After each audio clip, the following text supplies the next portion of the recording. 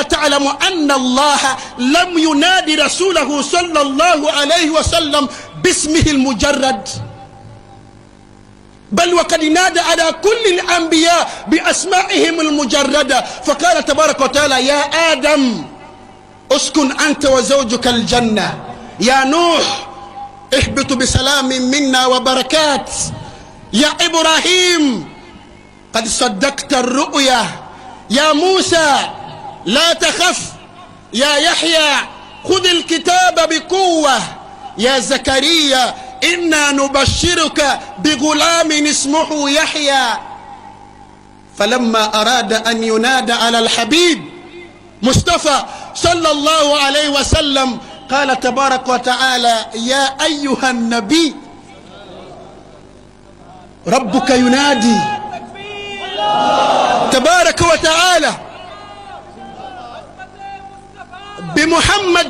بمحبة رسول الله عند الله، لم ينادي رسوله باسمه محمد. والله في كل القرآن من الفاتحة إلى الناس: يا أيها النبي اتق الله ولا تطع الكافرين والمنافقين، يا أيها المزمل قم الليل إلا قليلا، يا أيها المدثر قم فأنذر. سبحان الله. وما نادى رسول الله صلى الله عليه وسلم باسم محمد إلا بقرينة الرسالة والنبوة.